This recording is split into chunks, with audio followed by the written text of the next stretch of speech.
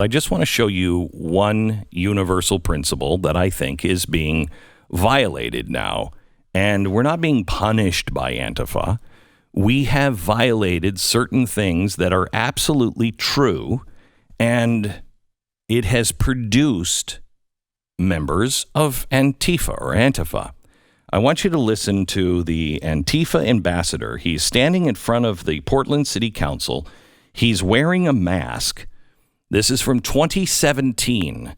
And I want you to listen to how sincere he is. Listen. And you may all interrupt my testimony as much as you like. As much as you like. Because your righteous indignation fills me with a fire, comrades. I will tell you what, Wheeler. What do you think this is? It's a gas mask. My own capital, my own labor. I had to put into this to protect myself from your violent and oppressive paramilitary organization that only thirsts for blood. You are a capitalist, a treasurer, a statist, a tyrant. You are nothing to me. You are just scum. This is nothing about sanctuary. This is a chew out. To let you know, this is little Beirut, Mayor Wheeler. This is the city of roses, and it has thorns. They're standing behind me.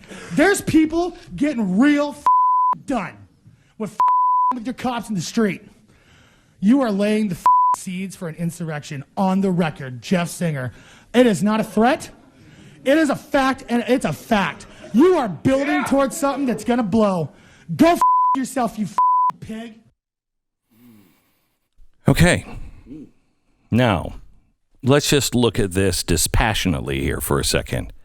How can this kid, who at the time looks to be in his 20s for as much as I can tell, and he's a white kid, what do we know about the members generally of Antifa, some of the more active ones?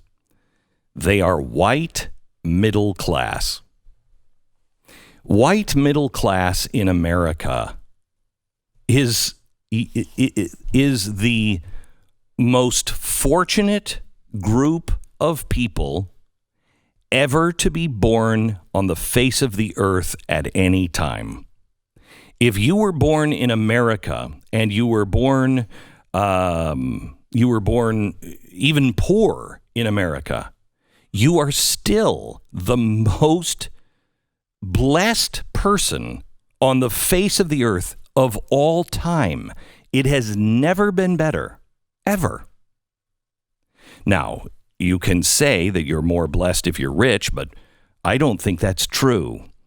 Problems don't go away when you're rich. You're more comfortable, but your problems can become even worse and almost more psychotic. These are middle-class kids, and kids that have been middle class and upper class. These are not lower class. This is middle and upper. So the upper class kids, they've had everything. Middle class kids have had almost everything.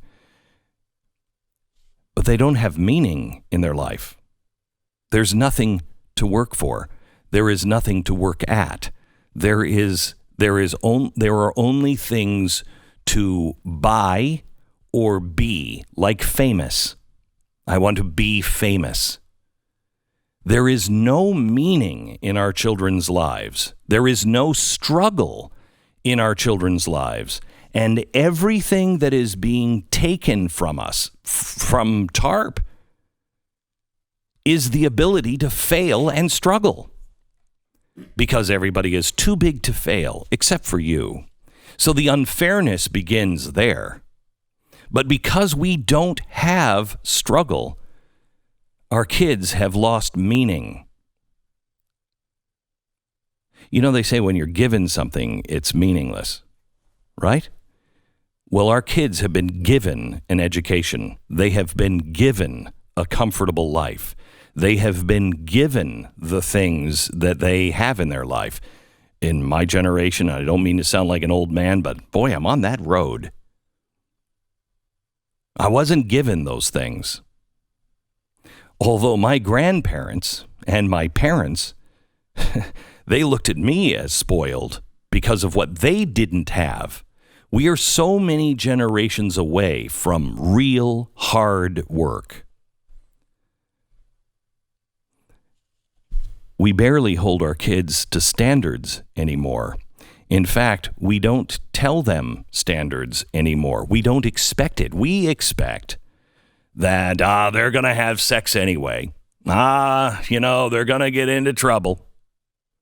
We expect that from them, and so what do we get? I wasn't expecting. My kids were having a hard time struggling with homework yesterday, and I don't know how to parent my own kids when it comes to homework because it's not doing it isn't an option. What do I say? I know I did it because I was afraid mom and dad would kick my butt. So if I'm not going to kick the butts of my children, how do I motivate them when they're like, I don't want to do it. I just don't want to do it. You got to do it. How's that one? You got to do it. They see no value in things. All of our kids, and they are depressed. So what does Antifa give you? This guy actually believes that there is blood in the streets, that this is violent, that Portland is Beirut. He actually believes that. Why? Because it gives his life meaning. That's how screwed up we are. And it's all because we're not being punished, we're violating certain principles. The truth and true principles must be restored, and they will be whether we like it or not.